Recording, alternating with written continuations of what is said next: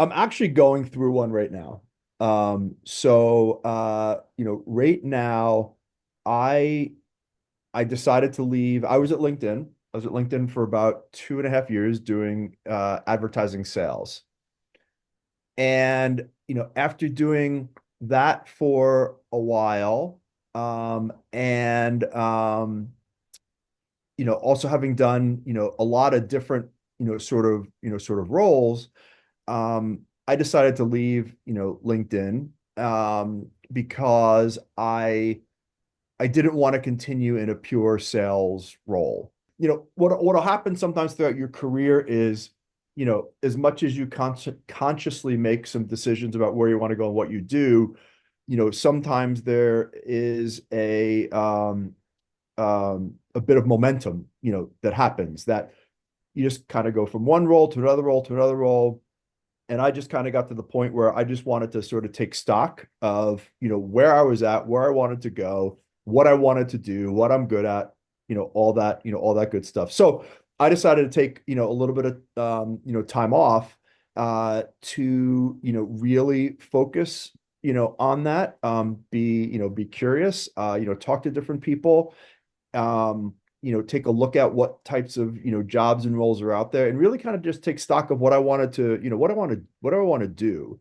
And I'm, still in that, process. I think I have, sort of figured it out. But when, your question about, how do you handle it? There's a bunch of different, ways. Number one is relying on your network.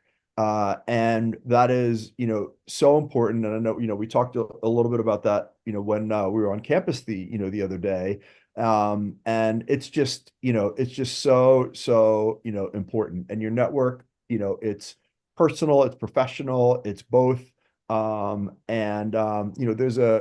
like a saying or a book, like never eat lunch alone, right? Meaning that, you should always just, when and wherever you can, just talk to people. And this is sort of intertwines with the curiosity, question. I have been, heavily relying on my network, and not to like necessarily just find a job, like, oh, I'm gonna call Carrie up because, I want, her to give me a job. I've, there is certainly, some of that for, for positions. But a lot of my conversations, are just centering around, and understanding, what other people, are doing, getting their advice, for me, about, some of the things that, I might be good at, where my skills, could be valuable, thinking about, the next career move and, what does that mean, in terms of, setting me up for, future roles, after that.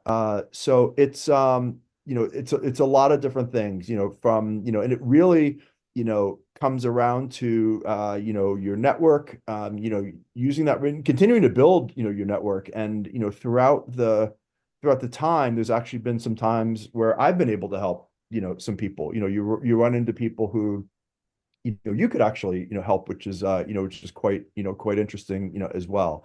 So yeah, remaining curious, trying to, focus and think about what you like, what you don't like, what you're good at, what you're, maybe not so, good at. And, just sort of centering on where you want to go and what you want to do. Before Bucknell, I kind of had two things going on. Primarily, I was working in IT. I was working at a film, TV, media post production facility, and basically I was like setting up computers for people who had finished shooting a movie or TV, and then I was just doing like tech support for that. Which initially, like I said, it was just what I wanted. I didn't want to have to think. I just wanted to go to work, do the thing, get paid, and then have my life. And yeah, that was good for like all of a year. And then I very much got bored because setting up computers is not fun, especially when, yeah. So I got bored. And then I did take a little bit of it. This is, I don't know if this is relevant or not. I did take a detour. I did that for, I don't know, 2 or 3 years. Then I very much, because I was bored and was just not happy with much of anything going on. I kind of threw up my hands and said, okay, I'm doing something completely different now. I'm moving to Nicaragua. And so I moved to Nicaragua and I volunteered with a nonprofit down there for, I don't know, maybe about 6 months.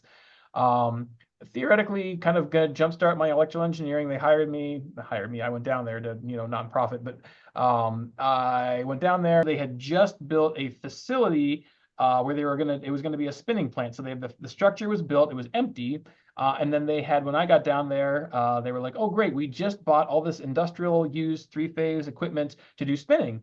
And I was like, oh, well, I have no experience with that, but I will figure it out. And so I did what a electrical engineering student would do. I bought a textbook on three-phase power, and I like read the thing cover to cover, which of course did nothing for me. I thought, oh my God, I'm going to kill myself with like three-phase power in this industrial setting.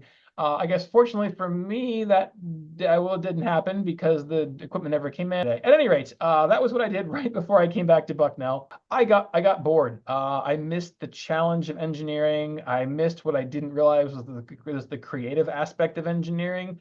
And I wanted to get back to that. And so when I saw this position, this lab director position at Bucknell, I thought, oh, that's perfect because I remember the guy who did that, and I always thought his job was so cool, and I always like thought he was so smart because he did all this practical hands-on stuff. I'm not that person now, but I would love to be that person.